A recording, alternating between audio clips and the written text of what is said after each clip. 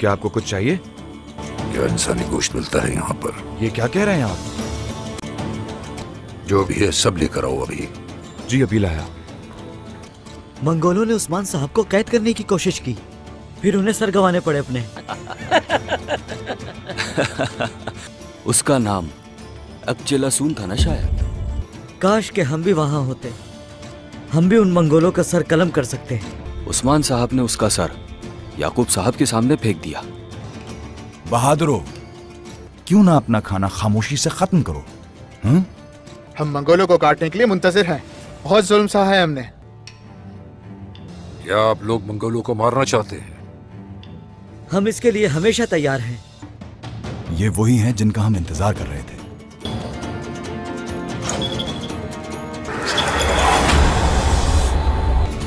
Mongol!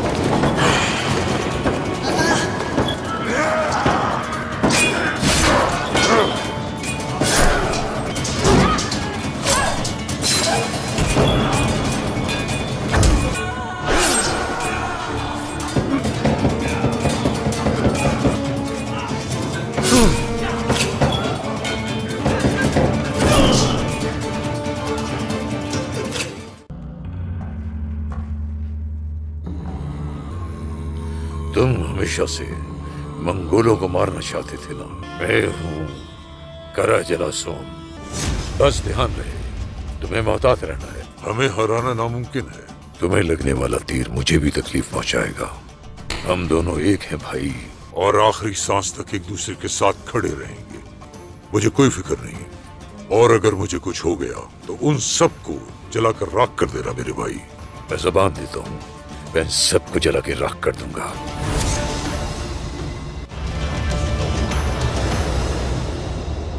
चलो ठीक है, अब जरा अतराफ के दुश्मनों के बारे में बताओ मुझे। मशरक में मंगोलों ने हमें घेर कर रखा हुआ है। इसके अलावा? मगरिब में बाज़ंतीनी है। वो तो हरगिज कभी नहीं रुकने वाले। हमने उनके कले छीने हैं उनसे। चलो अब मुझे किसी और खतरनाक दुश्मन के बारे में बताओ।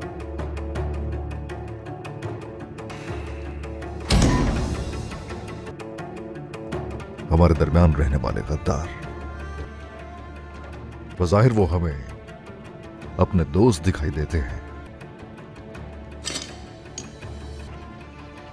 बाइंदर जनाब, तुम एक वक्त से हान आगा के ताकुब में हो। उम्मीद है कि कोई खबर है। आयहान हर बार मुझे चकमा दे देते हैं, लेकिन मैं जानता हूं कि कहां से शुरू करना है। अल्लाह के हुक्म से मैं उसे ढूंढ लूंगा। बुरान, जनाब, मंगोलों की तरफ पहरेदार बढ़ाने हो। जो आपका हुक्म हुजूर। तुम दोनों सरहदी बाजार की तरफ जाओगे, और दरमियान खानदान से दोनों अपनी नजरें हरगिज मत हटाना। हम मायूस नहीं करेंगे आपको जनाब। देख लेंगे इन सबको भी, इनमें से कौन हमारे साथ है और कौन नहीं। आप सबको जिहाद मुबारक हो। अपनी बैत वापस लेता है। जरा मंगोलों से सामना होने दे, बाज़ंतीनियों को हमला करने दे, फिर पता चलेगा उसे। ये सब कुछ होगा, पहले उन्हें पता चलने दो कि वो हमसे अलग हो गया है। फिर वो पागल कुत्तों की तरह उसे काटेंगे, झपटेंगे, और किसी को रहम नहीं आना चाहिए। फिक्र ना करें, गद्दारी करने वालों पर रहम नहीं किया जाता जनाब। महमूद, संजाक्सिस को मेरा पैगाम भेजो। उस्मान अब उनको ही पुकारेगा। हम उस्मान की ताकत को मुकम्मल तौर पर कमजोर कर देंगे। जो आपका हुक्म बाबा। कायोमास, मैं चाहता हूं तमाम सरदार यहां पहुंचे। जो आपका हुक्म। वो सब जल्द ही सरहदी बाजार में होंगे मेरे सुल्तान। सरहदी बाजार में नहीं कायोमास, बल्कि मैं चाहता हूं कि तमाम हजरात कोताहिया में मेरे महल में हाजिर हों। मेरे महल में मुझे पूरी कुव्वत के साथ देखेंगे। मैं इन सबसे दोबारा अहद लूंगा। सरदार, तमाम तुर्क सिपाही सहन में हैं।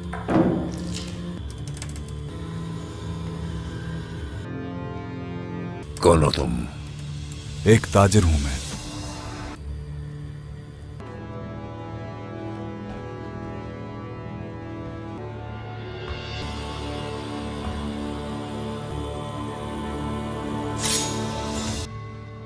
मुझे झूठ पसंद नहीं। इसी झूठ की वजह से मेरा भाई जान की बाजी हार गया। मैं बदला लेने आया हूं उसका।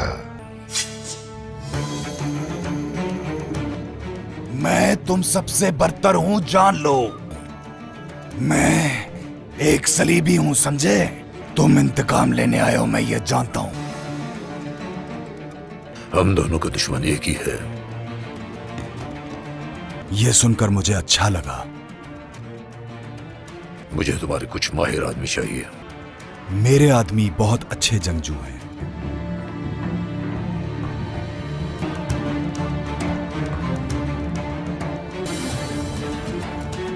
अब तुम मुझे बताओगे कि उस्मान और उनके प्यारों को कहां मारा जाए।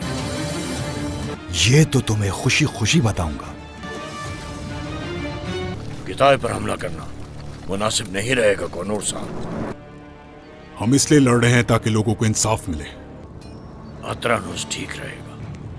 अतरनूस के रास्ते को गौर से देखो। किताब पे कब्जा करने से पहले अतरानोस की तरफ बढ़ने का मतलब सिपाहियों की जानों को खोना।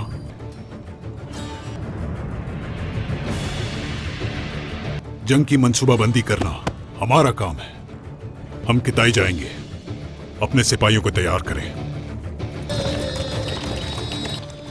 हम कब तक इनके सामने सर झुकाएंगे? हमारा मकसद तो कुछ और ही था। अभी भी बहुत कुछ बाकी है। कोनूर, तैयारियां मुकम्मल हो चुकी? सब काबू में है जनाब।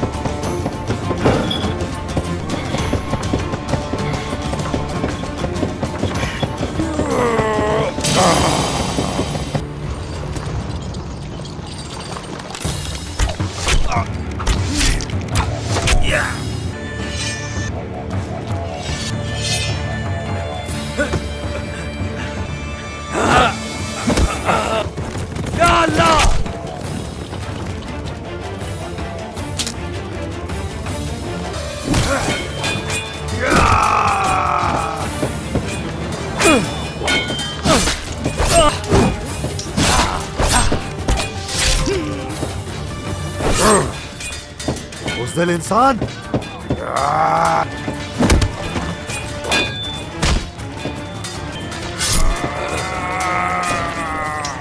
गुरबुज, मेरे भाई! क्या मंजर होगा जब तुम्हारी गर्दन अलग करूंगा। सिपाहियों, हम पीछे हट रहे हैं।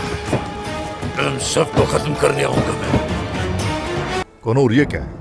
वो रास्ता क्या बंद हो चुका है? यहाँ 2 काफलों पे हमला हुआ था जनाब। इज़दीक का रास्ता ऊपर से काफी तंग है, वहां मदद की उम्मीद नहीं। तेज रफ्तारी से आगे जाना होगा। अगर ऐसा ना किया तो मशरिक की तरफ मुंह करने से पहले ही अपनी पीठ में खंजर देखेंगे। अचानक हमले से तो हम उसे हासिल कर सकते हैं। हमारे सिपाही दाईं जानिब से हमला करेंगे, संजाक सिलसिला और बाईं जानिब से तूफान बर्पा करेंगे।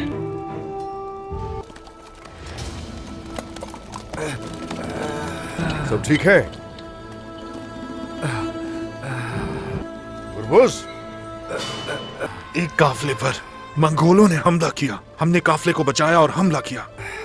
क्या कह रहे हैं? गुरबुज, तुम ठीक हो जाओगे। सिपाहियों, इसे उठाओ। संजाक्सिस तुम्हारे साथ जाएंगे और तुम सरबराह होगे कोनूर।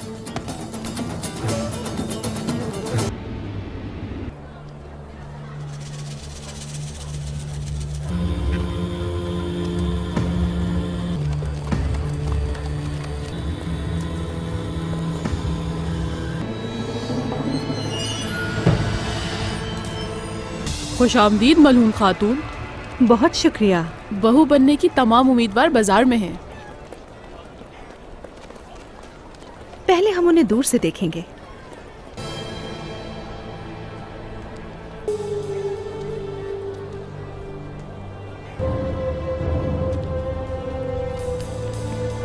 ये है आयशा खातून, बहुत ही हुनरमंद है ये। नहीं, मैं इस लड़की को जानती हूँ, बहुत नाजुक है।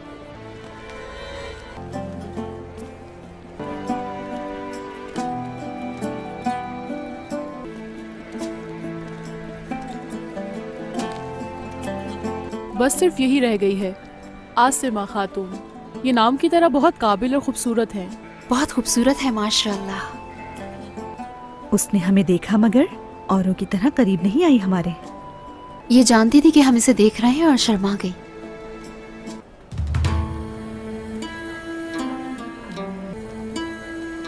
अपने शहजादों के लिए लड़कियां ढूंढ रही हैं। आपको कैसे पता वालिदा? वो औरत देख रही हैं आप वहाँ? ये रिश्ते करवाती है लोगों के।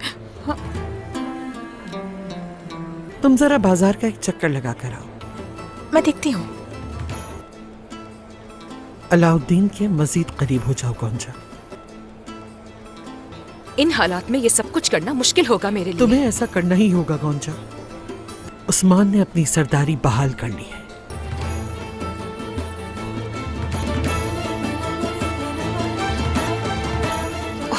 क्या करूं? अस्सलामुअलैकुम नाजरीन, आप देख रहे हैं सबक टीवी यूट्यूब चैनल। दोस्तों आज हम बात करेंगे कुरुलुस उस्मान सीजन 5 की किस्त नंबर 50 के बारे में। दोस्तों इस किस्त के आगाज में आप लोग देखेंगे कुछ नकाबपोश सिपाही वहाँ सराय में आकर बैठ जाते हैं। सराय का बावर्ची कहता है खुश आमदीद, आप क्या खाना पसंद करेंगे? एक सिपाही कहता है क्या तुम इंसान का गोश्त ला सकते हो? बावर्ची हैरान होता है और कहता है नहीं हुजूर। वो सिपाही कहता है फिर हमारे हर शख्स के लिए एक दुम्बा ले आओ। वो बावर्ची कहता है इतने ज्यादा दुम्बे हमारे पास नहीं है। वो सिपाही कहता है फिर जो कुछ तुम्हारे पास है वो ले आओ। और इसी दौरान मेहमान खाने के अंदर एक आदमी कहता है मंगोलों ने उस्मान साहब को कैदी बनाने की कोशिश की मगर उन्होंने अपने सर खो दिए। उनके कमांडर का नाम अकजलासून था। दूसरा शख्स कहता है उस कुत्ते का सर याकूब सरदार के सामने फेंक दिया गया था। इसके बाद दूसरा शख्स कहता है फिर तो वो उसके सर के साथ केले होंगे, काश हम भी वहीं होते। इतने में उस्ताद ग्यारह कहता है बहादुर आप उन लोगों के बारे में बात क्यों कर रहे हो जो मर चुके हैं? जो कुछ हुआ सो हुआ, वो मर चुका है, आप लोग खामोशी से खाना खाएं। ये सुनकर एक आदमी कहता है हम लोग मंगोलों को ज़िबा करने के लिए हर वक्त तैयार रहते हैं, उन्होंने हमारे ऊपर बहुत जुल्म किए। ये सुनकर वो नकाबपोश सिपाही जो कि एक कमांडर होता है कहता है तो तुम लोग मंगोलों को ज़िबा करने के लिए बहुत बेचैन हो? हाँ। वो शख्स कहता है अल्लाह की कसम हम बहुत बेचैन हैं, हम हर दुआ में यही मांगते हैं। और इसी दौरान उस्ताद ग्यारह अपने आदमी से कहता है यही वो शख्स है जिसका हम इंतजार कर रहे थे, ये बहुत बड़ी मुसीबत लाने वाला है, तुम तैयार हो जाओ। और इसी दौरान तमाम मंगोल हरकत में आ जाते हैं और निकाब उतार कर फेंक देते हैं। इसके बाद वो उन लोगों पर हमला आवर हो जाते हैं और हर सामने आने वाले सिपाही को मारते जाते हैं। इसके बाद वहाँ पर एक जबरदस्त लड़ाई शुरू हो जाती है। इस तरह वो मंगोल वहाँ पर मौजूद तमाम तुर्कों को शहीद कर देते हैं। और इसी दौरान एक मंगोल उस्ताद ग्यारह की तरफ बढ़ता है तो मंगोल कमांडर कहता है रुक जाओ। ये सुनकर वो मंगोल रुक जाता है। इसके बाद वो मंगोल कमांडर एक गिरे हुए तुर्क की गर्दन पर अपनी तलवार रखता है और कहता है तो तुम मंगोलों को हमेशा ज़िबा करना चाहते थे? हाँ, खुदा टेंगरी ने तुम्हारी बात सुन ली है। ये कहकर वो उसे ज़िबा कर देता है और कहता है मैं करा जलासून हूँ, अपने भाई के इंतकाम के लिए मैं यहाँ आया हूँ। इसके बाद उसको एक ख्याल आता है जिसमें करा जलासून अपने भाई से कहता है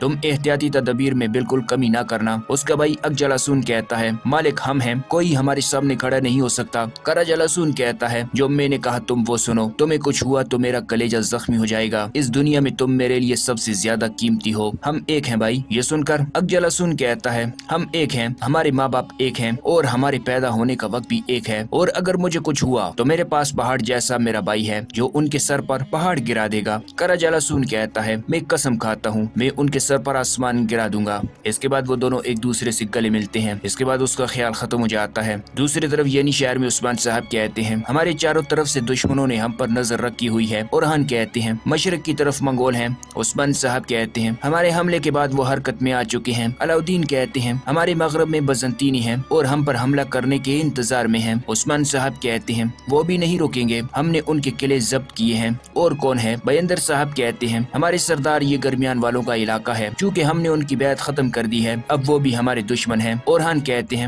حریف بولے جناب دشمن نہیں, مسلمان کو دشمن نہیں ہوتا. عثمان صاحب کہتے ہیں مگر ایک مسلمان اگر غفلت میں پڑ جائے تو وہ بھی دشمن جیسا ہوتا ہے. اورحان صاحب عثمان صاحب کہتے ہیں اگر انہوں نے باقی سرداران کے سامنے ہمیں دشمن بنا کر پیش کیا تو پھر ہم اتنے بڑے سمندر کے درمیان میں ایک ٹکے کی طرح ہوں گے. برہان کہتے ہیں حضور جو حق پر ہوتے ہیں وہ ہمیشہ اکیلے ہوتے ہیں. عثمان صاحب کہتے ہیں ہاں ایسا ہی ہے برہان, اب میں تم لوگوں کو ایک اور دشمن دکھاتا ہوں. یہ سن کر تمام لوگ حیرانگی سے عثمان صاحب کی طرف دیکھتے ہیں.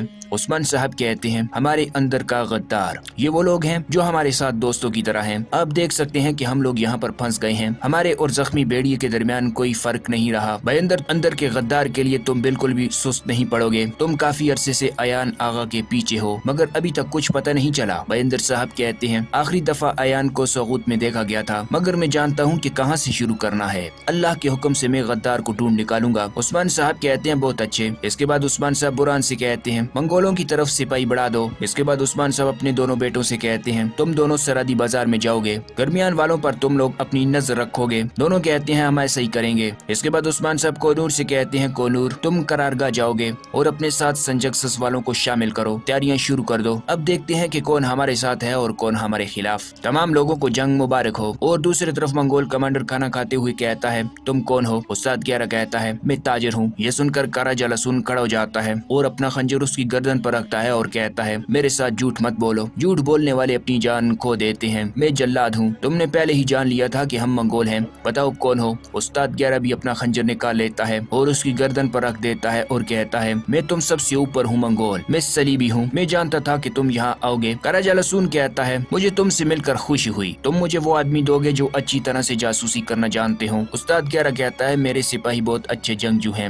اور اسی دوران استاد گیارہ کے آدمی سامنے آ جاتے ہیں. منگول کمانڈر کہتا ہے اب تم مجھے بتاؤ گے عثمان, یعقوب سرداران اور ان کے بیٹے کہاں ملیں گے؟ استاد گیارہ کہتا ہے یہ سب کچھ میں تمہیں خوشی خوشی بتاؤں گا. دوسری طرف ملون خاتون کہتی ہیں خواتین راستے میں ہیں, ان کے ساتھ کچھ لڑکیاں بھی ہیں, صبح جا کر ہم انہیں دیکھیں گے. بالا خاتون کہتی ہیں بچوں کے دلوں میں کچھ اور ہے مگر میں نہیں جانتی کہ یہ درست ہے. ملون خاتون کہتی ہیں میں جانتی ہوں بالا, مگر ہولو فیرا ہماری بہو نہیں بن سکتی, اس کا مذہب مختلف ہے, وہ محل میں پلی بڑی ہے. بالا خاتون کہتی ہیں یقیناً ایسا ہی ہے, اگر اورحان سامنے کھڑا ہو گیا تو؟ ملون خاتون کہتی ہیں میرا اورحان اس طرح نہیں کر سکتا. بالا خاتون کہتی ہیں لیکن یہ مشکل ہوگا. ملون خاتون کہتی ہیں یقیناً مشکل ہوگا مگر ہمارے بچے کمزوری نہیں دکھا سکتے. اور اسی دوران فاطمہ اندر آتی ہے اور کہتی ہے مگر اورحان بھائی ایسا نہیں چاہتے والدہ, میں نے دیکھا ہے میرا بھائی ہولو فیرا سے بہت پیار کرتا ہے. ملون خاتون کہتی ہیں پیار اہم ہے بیٹی مگر ریاست اس سے بھی اہم ہے. فاطمہ کہتی ہیں بالا والدہ کیا آپ بھی گونجا خاتون کا ہاتھ نہیں مانگی گی؟ گونجا خاتون کا نام سن کر ملون خاتون حیران ہو جاتی ہیں. بالا خاتون کہتی ہیں میں تمہیں بتا نہیں والی تھی, شاید علاؤدین اور گونجا خاتون ایک دوسرے سے پیار کرتے ہیں.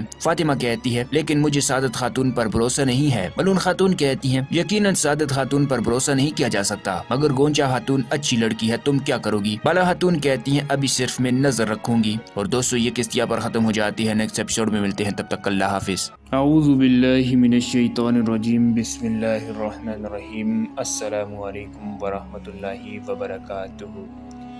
موسم بہار کی آمد کے ساتھ ہی تیمور نے اپنے بیٹے شیخ عمر کو ماروائے النہر میں اپنا جانشین مقرر کیا اور خود 1,00,000 سوار فوج کے ساتھ دریائے جیوں خون کے خشک راستے سے بحیرہ آب سکون کی طرف روانہ ہو گیا. دریائے جیحون نے اپنا راستہ بدل لیا تھا اور اب مغرب کی بجائے مشرق کی جانب بہنے لگا تھا, جو ایک طرح سے تیمور کے لیے خدا کی خاص عنایت تھی, ورنہ اس کا آدھا ملک بنجر رہ جاتا. تیمور اور اس کی سپاہی معمول کے مطابق تیز رفتاری سے سفر کر رہے تھے اور سمندر کے پاس پہنچ کر وہ مغرب کی طرف مڑ گئے اور تبھی اچانک ایک اور عظیم دریا ان کے سامنے نمودار ہو گیا. تیمور نے اپنے سپاہیوں سمیت دریا سے گزرنا چاہا مگر جلد ہی انہیں معلوم ہو گیا کہ اگر وہ پانی میں اتریں تو پانی کے تیز بہاؤ کا سامنا نہیں کر سکیں گے اور دریا کا پانی انہیں بہا کر لے جائے گا. دریا کے کنارے کسی طرح کی آبادی یا انسانی زندگی کے آثار بھی نظر نہیں آ رہے تھے۔ تیمور نے اپنے چند سپاہیوں کو ہدایت کی کہ وہ جائیں اور ارد گرد کے علاقے کے لوگوں میں سے کچھ تلاش کر کے لے کر آئیں تاکہ ان سے دریا کی گہرائی کا علم ہو سکے۔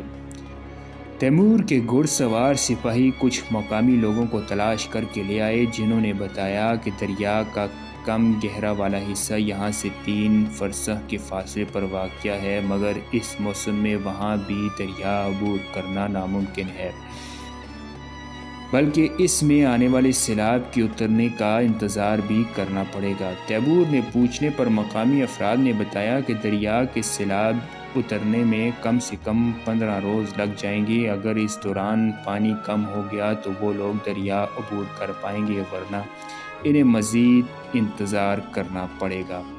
تیمور جانتا تھا کہ کوئی فوجی سپہ سالار خواہ کتنی ہی عقل مند اور دانا کیوں نہ ہو، وہ راستے میں آنے والی تمام دشواریوں اور رکاوٹوں کا اندازہ نہیں لگا سکتا تھا۔